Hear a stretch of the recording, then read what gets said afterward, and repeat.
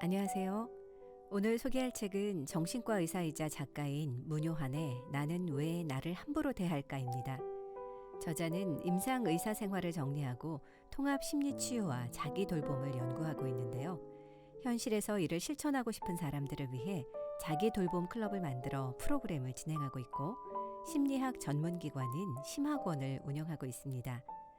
저서로는 굿바이 게으름, 이제 몸을 챙깁니다. 여행하는 인간, 관계를 읽는 시간, 오티움 등이 있습니다. 이 책은 2022년 6월 해냄 출판사에서 펴냈습니다. 모두 7장으로 구성되어 있는데요. 1장, 자기에게 말 걸기. 나는 왜 나를 이렇게 대하는가?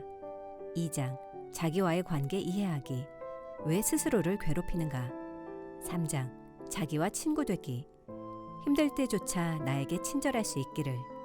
4장 자기 연민. 사랑하는 사람을 돌보듯 나를 돌보라. 5장 자기 알아차림.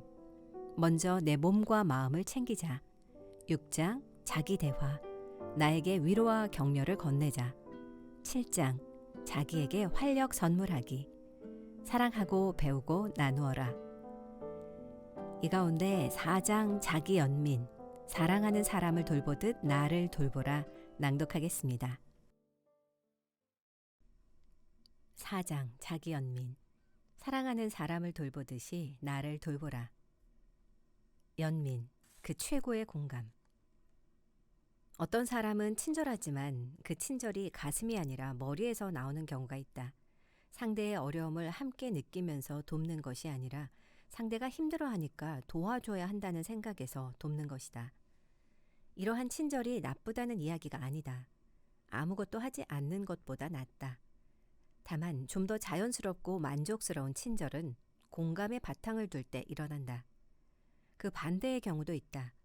상대의 어려움에 지나치게 공감해 마치 자기 일이나 자녀의 일이라도 되는 것처럼 느끼고 상대와 같이 힘들어하거나 부담이 갈 정도로 도움을 베푸는 경우다. 이러한 과잉 공감에서 비롯된 친절은 스스로 배려라고 생각할지 모르지만 상대는 불편할 수 있다. 그리고 스스로 자신을 잘 돌보지 못한 채 다른 사람들을 지나치게 돕느라 감정적 소진에도 빠지기 쉽다. 즉, 공감의 부족만큼이나 과잉 공감 역시 인간관계나 자신과의 관계에 문제를 일으킨다. 공감이라는 말은 정말 중요하지만 우리는 공감이 무엇인지부터 잘 모른다. 우선 용어부터 잘 정리되어 있지 않다. 영어만 하더라도 공감과 관련된 단어가 많다. 우선 feely, sympathy, empathy, compassion 등을 들 수 있다. 이 단어들의 개념과 쓰임은 사람들마다 다르고 심리학자들마다 그 정의는 다르지만 자기 연민을 연구하는 심리학자들은 이 단어들의 위계를 부여한다. 즉, 가장 낮은 단계의 공감을 feely라고 하고 가장 높은 단계의 공감을 compassion이라고 할 수 있다. 상대의 고통에 대한 이해도와 관여도 그리고 노력 실천에 따라 다음과 같이 공감의 위계를 부여한다. feely, 너 힘든 것 알아. sympathy, 내가 힘들어서 걱정이 돼. empathy, 내가 힘든 게 나에게도 전해져. compassion, 너무 안타깝네. 내가 덜 힘들었으면 좋겠어. 많은 문화권에서는 연민을 그렇게 긍정적인 감정으로 여기지 않지만 심리학자들은 연민을 최고의 공감이라고 꼽는다. 그것은 두 가지 이유 때문이다. 하나는 상대의 고통을 생각하고 느끼는 것을 넘어 그 고통을 덜어주고자 하는 마음이 내포되어 있기 때문이다. 즉, 연민은 실천적 공감을 의미하며 친절과 연대를 동반한다. 그 어원 역시 고통하는 이라는 뜻을 가진 라틴어 빠띠와 함께라는 뜻을 가진 라틴어 컴이 합쳐진 말이다. 또 다른 이유는 연민은 상대의 고통에 공감하면서 거기에 빠져버리는 것이 아니라 상대 입장과 자기 입장을 오갈 수 있는 것을 말한다. 그렇기에 연민의 감정에는 상대의 고통에 대한 다음 세 가지 마음이 포함되어 있다. 첫째, 상대의 고통을 함께 느낀다. 둘째, 상대의 마음을 헤아리며 나의 마음 또한 헤아린다. 셋째, 상대가 그 고통에서 벗어날 수 있도록 무언가를 하고 싶다. 인간이 인간일 수 있는 마음. 내가 말하고자 하는 연민은 최고의 공감을 의미한다. 상대의 마음에도 공감하지만 나의 마음에도 공감하고 나를 배려하면서 상대를 배려하는 것을 말한다. 그렇기에 연민은 엄밀히 말해 희생이 아니다. 자기를 희생시켜가면서까지 상대를 돕는 것이 아니라 자기가 할 수 있는 만큼 상대를 돕는 것이다. 그런 의미에서 연민은 자기 희생이 아닌 자기 만족을 불러일으킨다. 인간이 인간일 수 있는 것은 이 연민의 마음 때문이다. 인간은 포유류 중에서 공감의 원이 가장 넓다.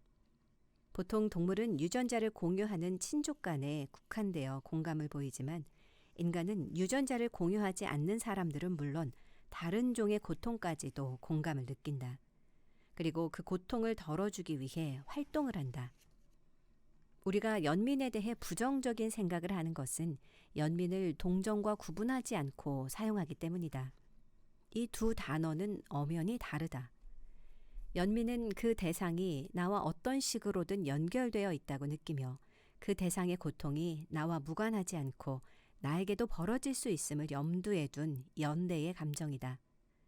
그렇기에 내가 상대의 고통을 덜어줄 수 있는 것처럼 상대 또한 나의 고통을 덜어줄 수 있는 동등한 존재로 여긴다.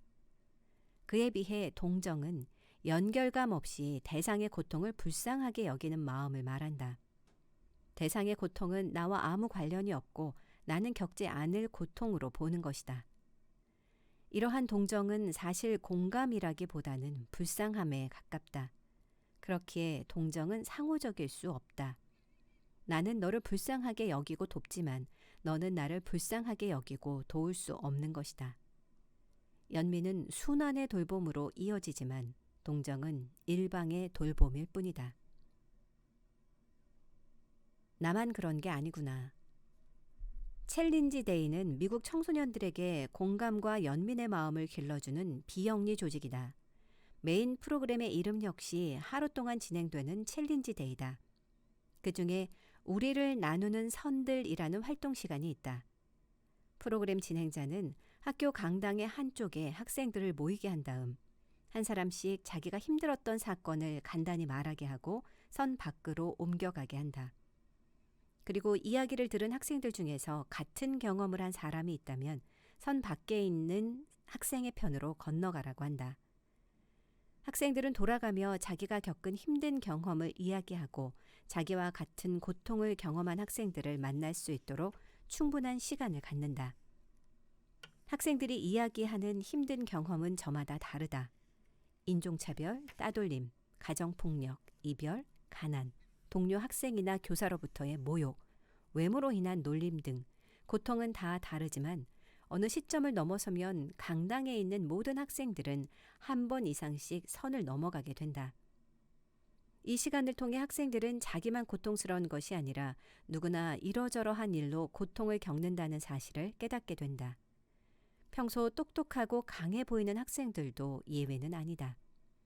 이런 활동을 통해 참가자들은 지금껏 고통 속에 혼자라고 느껴왔던 마음의 벽을 허물고 서로에 대한 연결감을 느끼게 된다. 인간의 고통이 보편적이라는 인식이 강력한 치유력을 발휘하는 것이다. 물론 그 고통의 원인과 강도와 상황은 각각 다를 수밖에 없고 어떤 경우는 누구도 이해할 수 없고 누구에게도 이야기할 수 없는 주관적 고통도 존재하게 마련이다. 뼛속 깊이 사회적인 존재. 누구나 뜻대로 되지 않는 삶과 함께 고통을 겪으며 살아가야 한다는 점은 다르지 않다. 하지만 우리는 고통을 느끼면 연결감이 끊어지고 보편성을 잃어버리기 쉽다. 나만 힘든 것 같고 다른 사람들은 아무 문제 없이 잘 사는 것처럼 보인다. 이는 원래 고통보다 더 큰 고통으로 다가오는 경우가 많다. 인간을 절망에 빠뜨리는 것은 고통 때문이 아니라 그 고통 속에 혼자 있다고 느끼기 때문이다. 인간은 나 혼자뿐이라는 느낌을 가장 큰 고통으로 느낄 만큼 뼛속 깊이 사회적인 존재다. 그렇기에 고통 속에서 혼자가 아니라 누군가와 연결되어 있다는 느낌은 우리를 일어서게 하고 살아가게 만든다. 물론 보편적 인간성을 인식한다고 해서 원래의 고통이 사라지는 것은 아니다. 다만 혼자 그 고통을 겪는다는 마음에서 오는 수치심, 억울함, 고립감과 같은 2차적 고통이 약화되는 것이다. 마음 건강 워크숍을 할 때면 삶에서 힘들었던 시기가 언제인지, 그때 어떻게 회복했는지 그 경험을 같이 나누곤 한다. 물론 처음에는 다들 주저한다. 하지만 한 사람이 이야기를 꺼내면 자연스럽게 자기 이야기들을 시작한다. 어떤 때는 어린 시절의 성폭행이나 자녀를 자살로 떠나보낸 차마 말로 표현 못할 고통을 이야기하는 분들도 있다. 그들은 여기서는 이런 이야기를 해도 괜찮구나라는 심리적 안정감을 느끼게 되는 것 같다. 사람들도 신기해한다. 어떻게 처음 만난 사람들끼리 안정감을 느낄 수 있을까? 우리는 심리적 고통을 느끼면 감추려고 하기 쉽다. 특히 어린 시절부터 힘들 때 표현할 수 없고 위로받을 수 없었다면 더더욱 그렇다. 더 심각한 것은 이야기를 꺼냈다가 더 혼이 나거나 배척당한 경우이다. 이런 경험을 가진 이들은 힘든 일이 있을 때 결코 입을 열지 않는다. 불신이 뼈에 사무쳐 있기 때문이다. 하지만 어느 순간 자기의 고통과 취약함이 혼자만 겪는 게 아니고 저마다 삶의 고통과 자기 취약함으로 힘들어한다는 것을 알게 되면서 단절감과 수치심은 옅어지기 시작한다. 자기의 고통과 취약함에 대한 보편성을 획득하는 것이다. 이는 자연스럽게 안전감과 연결감으로 이어진다. 그렇기에 집단 상담이나 집단 치유 과정은 개인 상담보다 큰 힘을 발휘할 때가 많다. 서로의 아픔에 귀를 기울이다 보면 누가 먼저랄 것도 없이 서로 공감하고 위로하고 토닥여주게 된다. 내 이야기는 할 수 없을 거야. 나는 이해받을 수 없어. 라고 생각하고 꽁꽁 싸매둔 상처가 자기도 모르게 터져 나온다. 그런 과정을 거치면 누구나 저마다 말로 표현할 수 없는 상처를 지니고 살아가는구나. 누구나 다 힘든 짐을 지고 있구나. 나만 힘든 게 아니라 다들 힘들지만 참고 살아가는구나를 깨닫게 된다. 그 과정에서 이를 대면하고 풀어가고자 하는 용기가 저절로 움터나온다. 자기 안에 감추고 있던 또 다른 모습을 포옹하고 품어줄 수 있게 된다. 이렇듯 인간은 연약한 존재이면서 동시에 강인한 존재가 될 수 있는 것이다. 우리 모두는 같은 인간이다. 이처럼 보편적 인간성의 인식은 자기 돌봄과 서로 돌봄을 위한 가장 중요한 기초를 이룬다. 이는 자신을 포함한 인간은 누구나 취약하고 상처받기 쉽고 불완전하다는 보편적 인식에 바탕을 둔다. 즉, 자기 고통과 취약함이 이상한 게 아니라 한 인간이 삶을 살아가며 겪게 되는 자연스러운 것임을 받아들일 수 있게 되는 것이다. 인간이 뼛속 깊이 사회적 존재라는 사실에는 빛과 어둠이 함께 있다. 더 강한 친밀감을 얻기 위해 끈끈한 관계와 강한 소속감을 원하고 이를 위해 특정 개인이나 집단을 차별하거나 배척하기도 한다. 외부에 위협적인 적이 있다면 내부는 다 같이 동지가 되기 때문이다. 그러나 우리의 소속감과 연결감을 모두가 같은 인간이라는 사실에 둔다면 그 차별의 장벽은 낮아지고 이해와 포용의 마음이 자라난다. 그렇기에 세상에서 가장 크고 중요한 소속감은 우리 모두는 같은 인간이라는 보편적 인간성에 있다. 우리가 이 보편적 인간성을 인식한다면 누군가 행복해 보여도 그 또한 말 못할 고통을 안고 있는 존재라고 생각할 수 있으며 타인의 부족함에 대해 그럴 수도 있지라는 너그러운 마음을 품을 수 있다. 반면에 우리가 보편적 인간성을 놓친다면 삶의 고통이 다가올 때 나만 힘들다는 억울함과 고립감 그리고 자기 동정에 빠지게 된다. 심리적 조망권을 확대하기. 중현 씨는 자살 유가족이다. 큰아들이 우울증 끝에 자살로 생을 마감했다. 중현 씨는 어렸을 때부터 엄격하게 아이를 키웠던 터라 아들이 우울증에 걸린 것도 자살로 세상을 떠난 것도 모두 자기 잘못처럼 느껴졌다. 아들이 세상을 떠난 지 1년이 넘었지만 그 죄책감의 무게는 조금도 덜어지지 않았다. 일만 겨우 하고 있을 뿐 삶의 모든 게 망가졌다. 식사도 거의 하지 않고 위태롭게 술로 겨우 버티고 있을 따름이었다.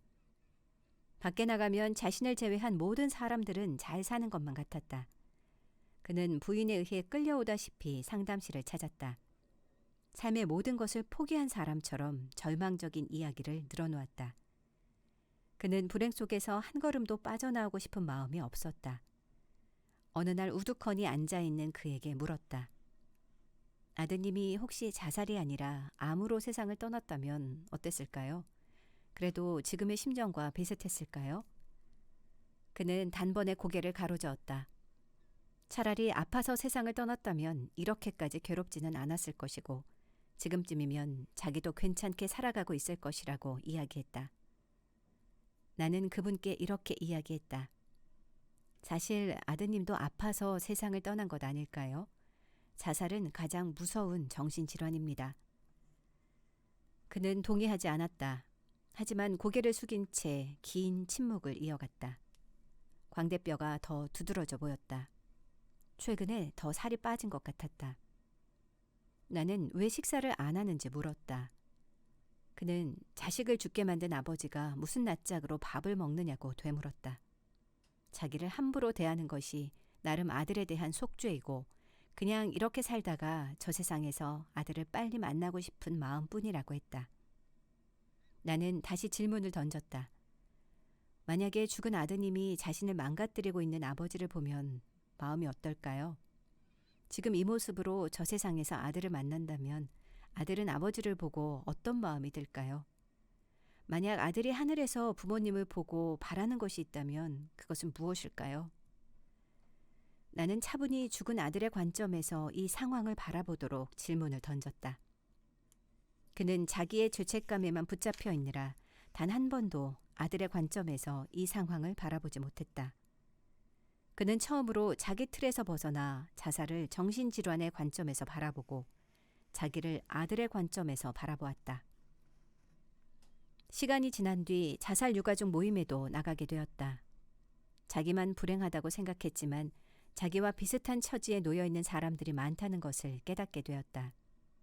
그리고 그 안에서 위로와 힘을 받을 수 있었다. 2020년 한 해만 해도 우리나라에서 자살로 세상을 떠난 사람은 13,195명이었으니 자살 유가족은 얼마나 많을 것인가. 치유란 문제를 해결하는 것이라기보다 문제를 새롭게 바라보는 것에 가깝다. 자기 생각이나 관점에 사로잡혀 상황이나 문제를 바라보는 것에서 벗어나 새로운 생각이나 관점으로 바라보는 것이다. 이를 재구성 혹은 재평가라고 한다. 이는 부작용 없는 안정제와 같다. 새의 눈으로 나의 상황을 바라보기. 고통이 클수록 우리는 자기 안에 갇힌다. 고통이 클수록 반출을 하게 된다. 끊임없이 되새김질하는 것이다.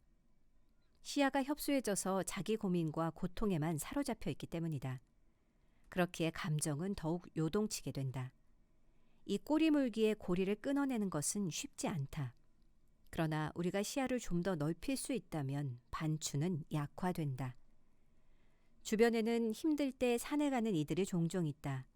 물론 자연이 우리를 위로하고 받아주는 느낌도 있고 걷기가 우리의 마음을 환기시켜주는 면도 있다. 그런데 왜 강도 아니고 바다도 아니고 굳이 산일까?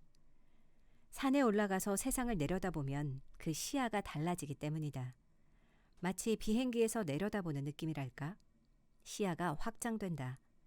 나라는 존재도 작아지고 조금 전까지 내가 생활했던 세상도 작아 보인다. 광대한 풍경 앞에서 때로는 시간도 확장된다. 이렇게 조망이 확장되면 우리가 겪고 있는 고통과 문제 역시 좀 더 큰 시야에서 바라볼 수 있게 된다. 영원할 것 같은 지금의 고통 역시 시간에 따라 지나갈 것이라고 느낄 수 있고 나만 세상의 모든 고통을 다 끌어안고 있다는 느낌에서 벗어나 모두 저마다의 짐을 지고 살아간다고 느낄 수도 있다. 내리막에 있을 때는 내리막만 보이고 오르막에 있을 때는 오르막만 보인다.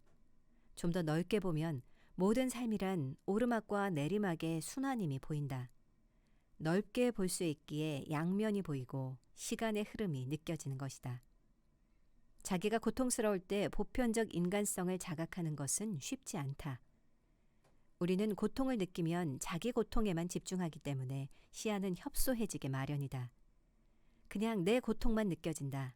내가 가장 아픈 것 같고 나만 이런 고통 속에 있는 것 같고 아무도 내 고통을 몰라줄 것만 같다.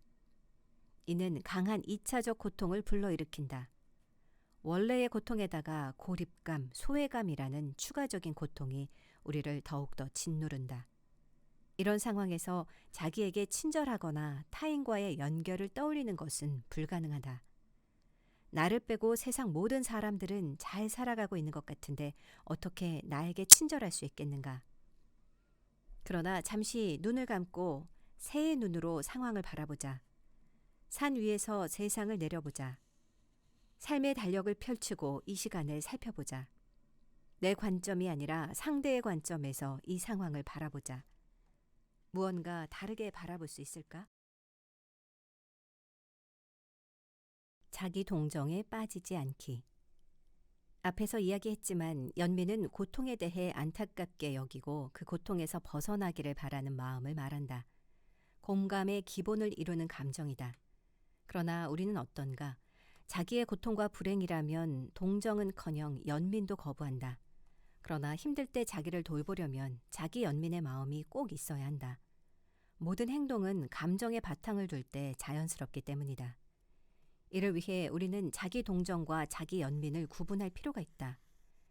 자기 동정은 고통의 보편성을 망각하고 이 세상에서 자기만이 그 고통을 겪는 불쌍한 사람처럼 느끼는 것을 말한다. 이는 나만큼 힘든 사람은 없어라는 생각으로 이어져 자신을 고립시키고 신세 한탄과 세상에 대한 원망에 빠지기 쉽다. 그에 비해 자기 연민은 자기 고통에 대해 안타까운 마음을 갖고 그 고통을 이해하고 진정시켜주는 진짜 위로를 건네는 마음을 말한다. 이는 다른 사람과의 연결을 촉진하고 고통을 돌보고 치유하는 행위로 이어진다. 나의 고통에 진짜 위로를 전하는 법. 많은 이들이 힘들 때 자기를 위로하는 쉬운 방법을 알고 있다. 술을 마시기, 맛있는 음식을 먹기, 재미있는 동영상을 보기 등이다. 이러한 즉각적 위로는 그 효과는 빠르지만 오래 가지 않으며 시간이 지날수록 오히려 기분이 안 좋아진다. 마치 술에 취하면 기분이 좋지만 술이 깨면 더 기분이 안 좋은 것과 같다. 이는 자식이 아파서 괴로워하는 친구에게 술 마시고 잊어버려 라고 이야기하는 친구와도 같다. 그렇다면 자기 고통에 대해 자기 연민을 갖는다면 어떻게 행동할까? 친구의 고통에 대해 연민의 마음을 갖는다면 그 고통을 차분히 들어주고 그 친구를 위해 도움을 베푸는 것처럼 자기 고통에 귀 기울이고 고통을 위로하려고 할 것이다. 그 위로의 방법은 다양하다. 자기 감정에 공감해주는 것은 물론 명상, 요가, 독서, 산책, 가드닝, 요리, 뜨개질, 반식욕 등 자기를 진정시키고 편안하게 돕는 활동이다. 이 힘든 세상을 살아가기 위해 우리에게 필요한 것은 강인함 이전의 자기 연민이다. 자기 연민이 있어야 우리는 힘들 때조차 자신에게 친절을 베풀 수 있다. 자기 연민이란 나의 고통을 느끼고 나의 고통을 이해하고 내가 그 고통에서 벗어날 수 있도록 무언가를 하고 싶은 마음을 말한다. 당신은 고통 속에 있을 때 무엇을 느끼는가? 내가 고통에서 벗어나 편안하기를. 당신이 사랑하는 사람이 큰 고통에 휩싸였던 때를 떠올려 보세요. 그 사람의 고통을 바라보는 당신 마음은 어떤가요? 어떻게 하고 싶은 마음이 느껴지나요? 자해 명상을 진행하는 스님의 이야기가 끝나자마자 둘째 아이가 크게 다쳤던 순간이 떠올랐다. 고통스러워하는 아이를 떠올리니 꽤 지난 일인데도 정신이 혼미하고 애 같았다. 스님은 호흡에 집중하라고 했다. 그리고 서로 호흡으로 연결되어 숨을 들이마실 때마다 그 고통을 나눈다고 연상해보라고 했다. 이어 숨을 내쉴 때마다 사랑하는 사람이 고통에서 벗어나기를 이라고 속삭이라고 했다. 조금씩 진정이 되었다. 잠시 시간이 지난 뒤에 이번에는 자기가 고통 속에서 혼자 방치되었던 상황을 떠올려 보라고 했다. 8살 때 나는 동네에서 다른 아이에게 얻어맞고 정신없이 집으로 도망쳐온 적이 있다. 얼마나 급했던지 신발이 벗겨진 것도 몰랐다. 집에 와보니 신발이 한 짝밖에 없었다. 다시 찾으러 갈 생각조차 못했다. 그래도 집은 안전할 거라고 생각했다. 그러나 집에 오자마자 나는 맞고 다니는 못난 놈이라는 소리와 함께 집에서 쫓겨났다. 그 장면을 떠올렸다. 밖에서 맞고 온 것도 서러운데 집에서까지 쫓겨나니 정말 처량했다. 어디로 가야 할지 몰라 남의 집 대문 앞에서 한참을 울었다. 오래전 일임에도 가슴이 답답했다. 스님은 조금 전 사랑하는 사람에게 가졌던 연민의 마음으로 과거의 자신을 바라보라고 했다. 측은함이 전해졌다. 그리고 과거의 나와 지금의 내가 호흡으로 연결되어 그 고통을 나누어 보라고 했다. 나는 과거 그 아이의 고통을 조금씩 들이마셨다. 그리고 아이를 보고 숨을 내쉬면서 내가 고통에서 벗어나 편안하기를 이라고 이야기했다. 이어 상상 속에 다가가 그 아이 옆에 앉아 어깨를 감싸주었다. 어깨를 토닥이며 많이 서글프지? 이제 괜찮아. 내가 네 옆에 있어줄게 라고 이야기를 해주었다. 그때 그 아이가 가족에게 듣고 싶었을 그 이야기를 해주었다. 아이의 흐느낌이 잦아들었다. 한동안 나는 자기 연민을 부정적으로 생각했다. 나약한 사람들이 갖는 자기 패배적인 감정이라고 생각했다. 이는 비단 나의 문제만은 아니다. 그만큼 우리 문화가 자기 연민을 잘못 이해하고 있다. 서양에서도 그렇다. 동양에서의 연민, 배려, 공감 등은 늘 자신을 배제한 채 타인을 향해서만 강조하고 서양은 자기 독립선과 자기 주장을 강조할 뿐 자기에게 친절할 것을 강요하지 않는다.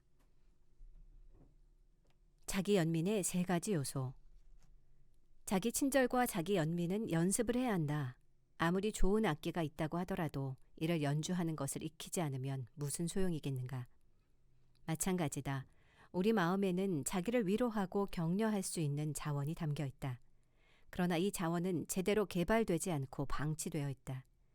특히 다른 사람들에게는 친절하지만 자기에게는 불친절한 이들에게는 더욱더 그렇다. 존중, 자비, 친절, 사랑, 공감 등 우리가 살아가면서 길러야 할 많은 미덕이 있다. 그러나 아무리 좋은 미덕이라도 그 미덕이 자기를 제외하고 타인에게만 향한다면 이는 신경증이라고 할 수 있다. 남들에게는 친절하지만 자신에게는 유독 불친절한 이들이다. 그에 비해 건강한 사람은 미덕을 베푸는 대상에 자기를 포함시킨다. 우리는 자기에게 연민의 마음을 지닐 수 있어야 한다.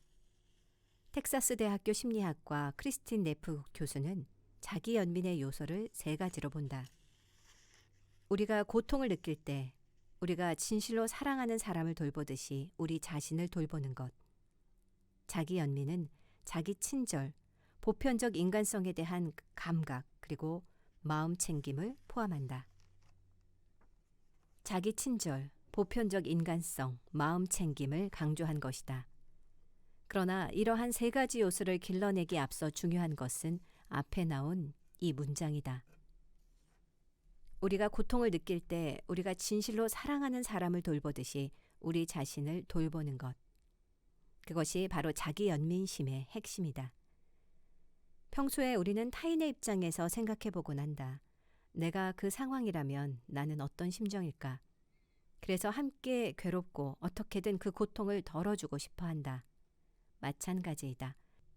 우리가 고통스러울 때 우리는 이렇게 물어야 한다. 내가 사랑하는 사람이 이런 고통을 느끼고 있다면 나는 어떻게 느끼고 어떻게 해줄 것인가? 그리고 사랑하는 사람을 대하듯 나를 대하는 것이 바로 자기 연민이다. 그 효과도 뛰어나다. 불안, 우울, 반추, 집착, 수치심과 같은 부정적인 마음 상태를 감소시키며 건강한 자존감을 유지할 수 있게 한다. 자기 연민을 통해 우리는 비교를 덜 할 수 있고 보다 안정적인 자기 가치를 가질 수 있다. 자기와 관계 사이의 균형도 맞춰가게 된다. 다른 사람에게뿐 아니라 자신에게도 연민과 공감을 보냄으로써 공감 피로나 감정적 소진이 줄어든다. 그뿐 아니라 실패와 좌절에 대한 두려움이 줄어들고 실패하더라도 다시 도전할 가능성이 높아진다. 누구나 아플 수 있는 권리가 있다. 약 5년 전부터 나는 치유 걷기를 진행해왔다. 이는 걷기 상담과는 또 다른 프로그램이다. 치유 걷기는 몸의 움직임을 통한 신체 자각력을 획득하고 자기 돌봄의 능력을 증진하기 위한 집단 프로그램이다. 이 프로그램에는 아픈 몸에 대한 연민의 마음을 기르는 아픈 몸과 대화하기 시간도 있다.